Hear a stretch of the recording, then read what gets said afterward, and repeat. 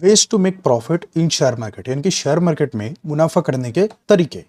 तो share market में मुनाफा करने के दो तरीके होते हैं। एक जो हर कोई जानता है, यानी कि शेयर को खरीद कर या बेच कर, यानी कि बाइंग और सेलिंग करके। चलिए इसका एक एग्जांपल लेते हैं। एबीसी नाम की कंपनी है जिसके आपने 100 शेयर खरीदे 50 रुपए की प्राइस पे, यानी कि शेयर की प्राइस चल रही थी 50 रुपया और आपने उसके 100 अलग अलग शेयर खरीद लिए। तो आपकी इन्वेस्टमेंट कितनी हो जाएगी? 5,000। सिंपल सा गणित है। फिर जब वो शेयर की प्राइस बढ़ के अगर 60 रुपया हो जाती है, आप उस शेयर को सेल कर देते हो। सेल करना मतलब जो आपके पास शेयर था 50 रुपए का, वो बेच देना। और आप ऐसा क्यों कर रहे हो? प्रॉफिट बुक करने के लिए, यानी कि मुनाफा बांधने के लिए।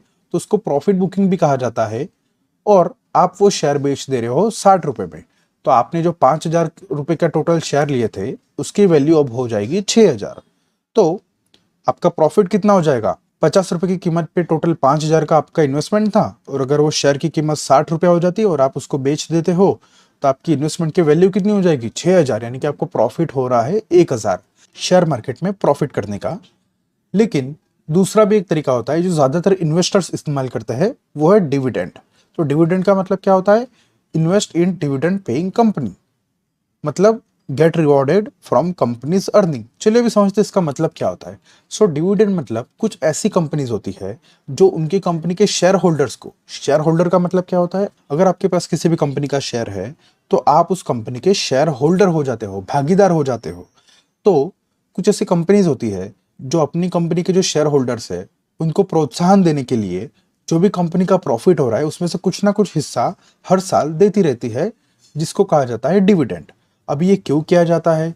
क्योंकि डिविडेंड देने से जो इन्वेस्टर्स है उनको प्रॉफिट होता है, और उनको ऐसा लगता है कि कंपनी हर साल डिविडेंड तो दे ही रही है, यानी कि प्रॉफिट में से कुछ ना कुछ हिस्सा हमें तो दे ही रही है। तो इसलिए उनकी जो इन्वेस्टमेंट वैल्यू है वो भी बढ़ती रहती है।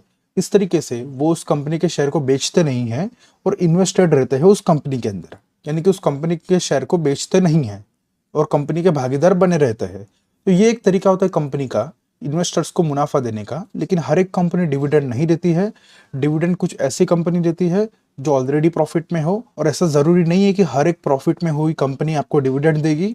वो मालिक पर होता है कि वो डिविडेंड वो पब्लिक में बांटकर लोगों को प्रोत्साहित करे उनके शेयर खरीदने के लिए, या फिर वो जो प्रॉफिट का पैसा है वो उनके बिजनेस में आगे इन्वेस्ट करके बिजनेस को और आगे ले जाए, जिससे उनके शेयर की कीमत टाइम बाय टाइम बढ़ती रहे।